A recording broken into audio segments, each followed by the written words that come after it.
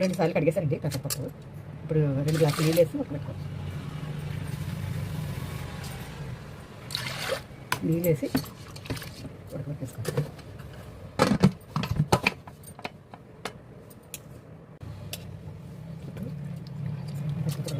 రెండు సార్లు కడిగి మంచిగా వేసారండి. ఇప్పుడు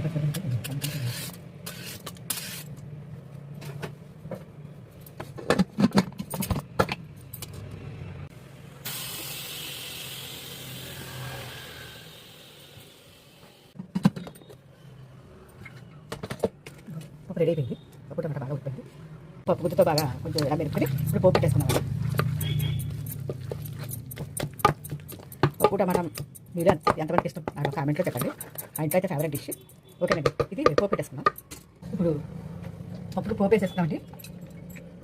ఆయిల్ వేసుకుని కడాయి పెట్టుకుని ఆయిల్ వేసుకుని ఇప్పుడు పోపు వేసేసుకున్నామండి. కడాయి పెట్టుకుని ఆయిల్ వేసుకున్నాను. ఇప్పుడు 2 మిర్చి,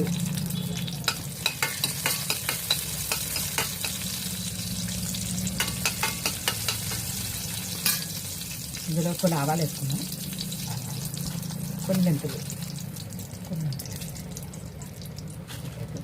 కొన్ని శనగలు కూడా వేస్తుంటారు. అప్పుడప్పుడే వేస్తుంటారు రోజు. అంతే వేసేసి ఇప్పుడు ఎండుమిర్చి వేసుకున్నాం. రొట్టె కరివేపాకు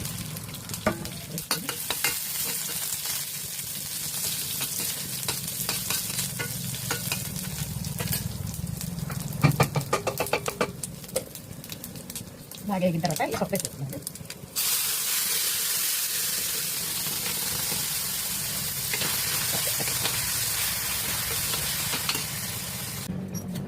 ఈ పప్పు ఇందులో వేసేసుకున్న తర్వాత ఇందులో ఉప్పు కారం యాడ్ చేసుకున్నాను.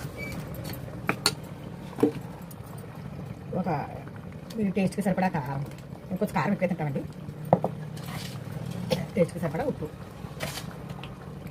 వేసేసుకుని ఒకసారి కలిపేస్తుంది.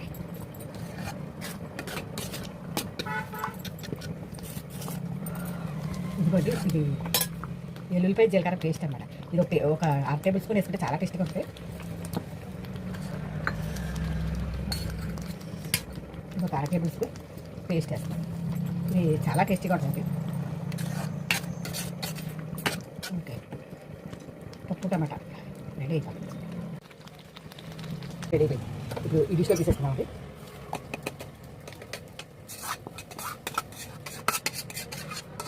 పప్పు టమాటా రెడీ. పప్పు టమాటా రెడీ.